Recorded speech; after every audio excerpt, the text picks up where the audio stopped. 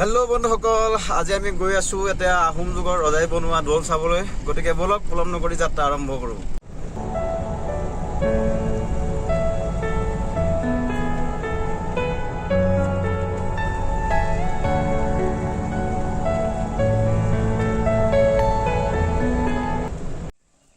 Hello' বন্ধুসকল, welcome back to my YouTube channel television mixer.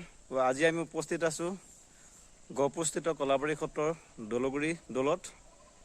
এইটো আপোনালোকে দেখিবলৈ পাইছে, খুব সুন্দৰ দৌল, আহোম যুগত নিৰ্মাণ কৰা এটি দৌল। এই দৌলটো প্ৰতিষ্ঠা কৰিছিল সেই সময়ৰ লৰা ৰজা ওৰফে চুলি কফাই 1679 চনত, আৰু তেওঁ গুৰু দক্ষিণপাট সত্ৰৰ সত্ৰাধিকাৰক এই মাটিৰ সৈতে এই দৌলটো উপহাৰ দিছিল। খুব সুন্দৰ সেই আহোম যুগৰ কীৰ্তিচিহ্ন এতিয়াও সংৰক্ষণৰ অভাৱত আছে। তো আহোম যুগত প্ৰতিষ্ঠা কৰা দৌলসমূহৰ এটা বিশেষ লক্ষণ আছিল যে দৌলসমূহৰ কাষতে ৰজাই ডাঙৰ ডাঙৰ পুখুৰী খান্দিছিল। যিদৰে শিৱসাগৰ দৌলসমূহৰ কাষত আছে জয়দৌল, শিৱদৌলৰ কাষত বৃহৎ বৃহৎ পুখুৰী, সেইদৰে ঠিক এই গহপুৰস্থিত কলাবাৰী সত্ৰৰ দলগুৰি এই দৌলৰ ঠিক কাষতে এটা বৃহৎ পুখুৰী, যিটো ৰজাই এটা চুলি কফাত এটা ওৰপে ল'ৰা ৰজাই খান্দিছিল। এটা বৃহৎ পুখুৰী, এইটো চাওক আপোনালোকে কিমান ডাঙৰ পুখুৰী।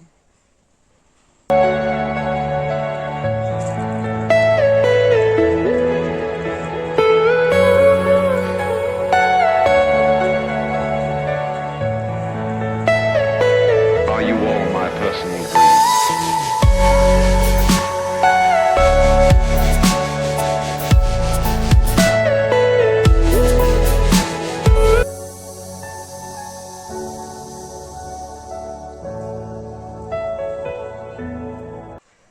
বন্ধুসকল, আজিলৈ ইমানেই।